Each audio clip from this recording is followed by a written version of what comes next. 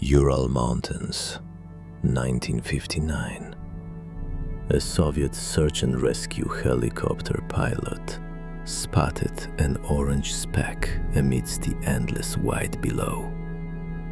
It was the missing hiker's tent, but there was no sign of life at the campsite. That moment, that sight, marked the beginning of one of modern history's most chilling mysteries.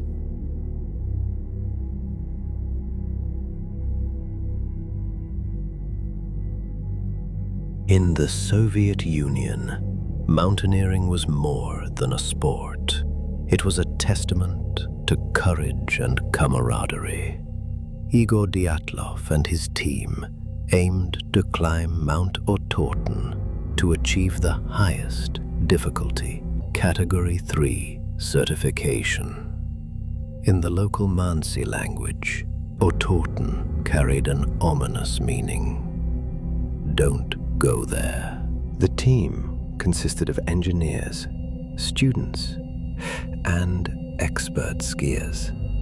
All were young, strong, and highly experienced. Semyon Zolotaryov, who joined them at the last minute, was much older than the others and had a mysterious military background.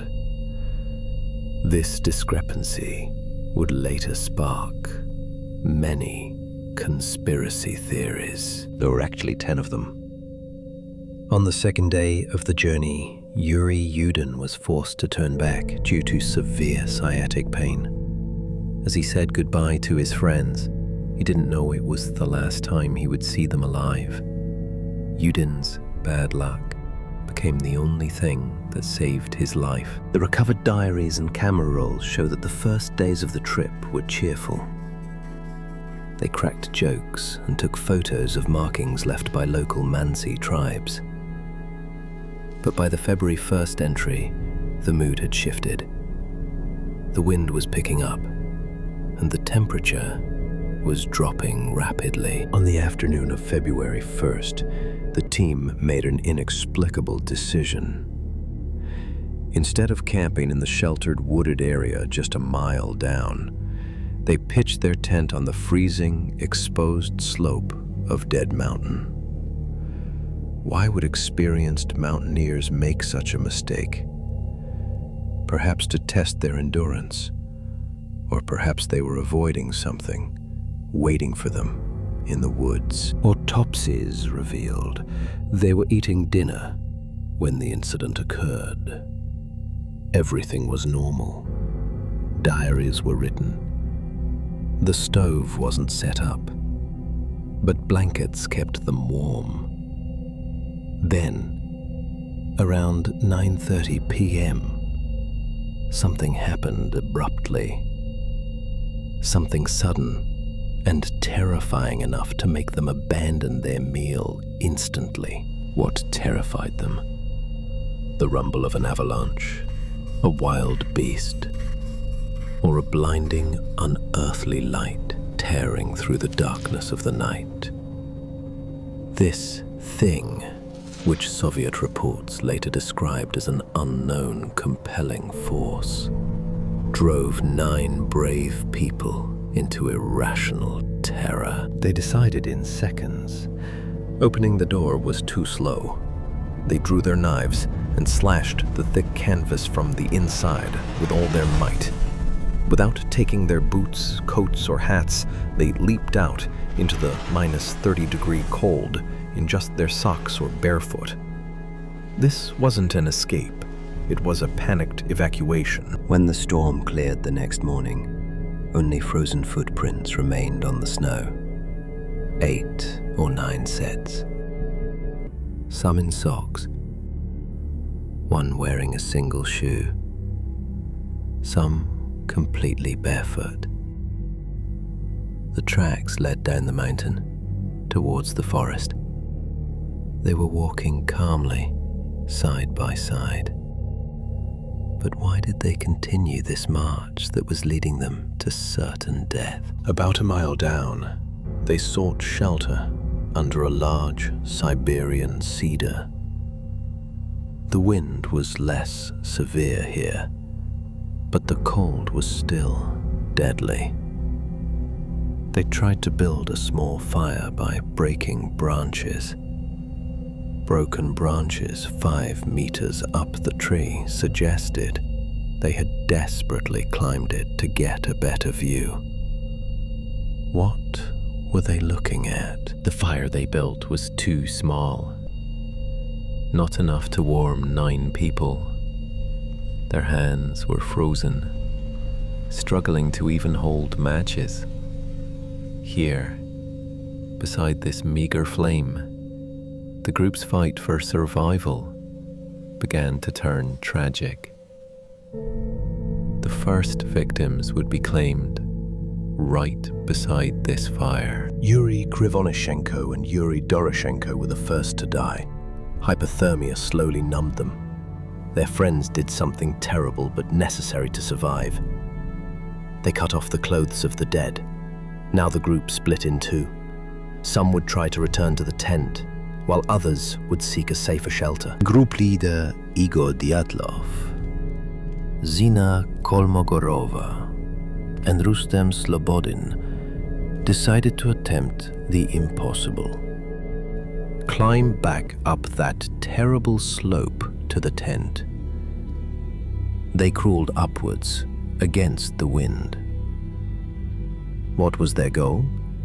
To get clothes, or to retrieve the radio, or something else they had left behind. Igor Dyatlov's body was found facing the tent.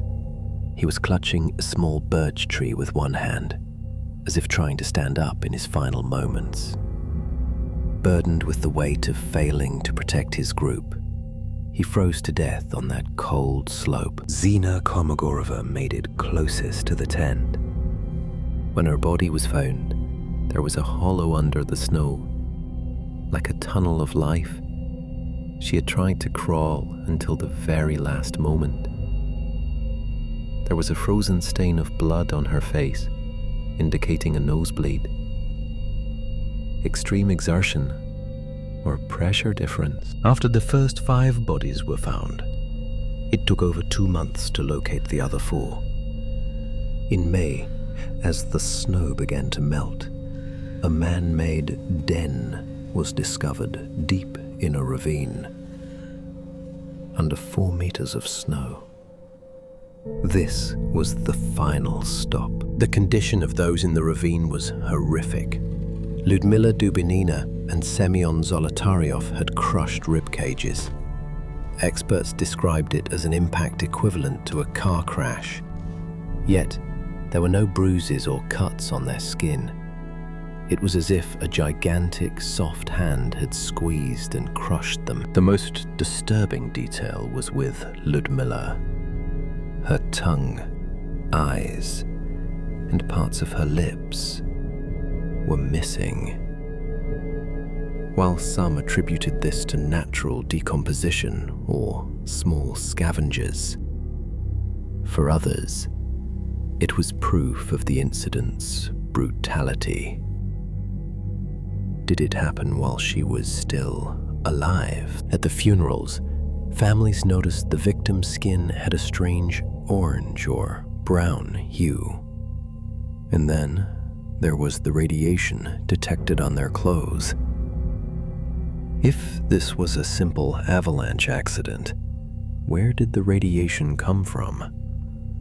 Or was the military covering up the tracks of a failed weapon test? The most plausible theory is a rare event called a slab avalanche. A small but deadly mass of snow slid onto the tent. Another claim is the Kármán vortex street. Low-frequency sound waves, infrasound, created by wind and mountain shape, that can drive humans insane. Did their own minds terrify them? But an avalanche doesn't explain the radiation or the orange spheres seen that night. Some think the team was in the wrong place at the wrong time, victims of a secret Soviet rocket or parachute mine exploding overhead. Could the internal injuries have been caused by blast pressure? The local Mansi people believe Dead Mountain is cursed. Some theories go even further, claiming they were attacked by a Russian Yeti, Menk. While these theories lack evidence, the brutality of the event pushed human imagination to its darkest corners. In 2020, Russia reopened the file and concluded it was an avalanche. But no one was satisfied. Families, researchers, and amateur detectives still ask questions. What was the true horror that drove 9 experienced mountaineers from their tent, half naked? Today, a rock stands at Dyatlov Pass, erected in memory of those 9 brave souls. The wind still howls there, and the snow still covers the tracks. And we, even 60 years later, look into that cold darkness and know only one thing. Some secrets are buried in the snow, never to be solved.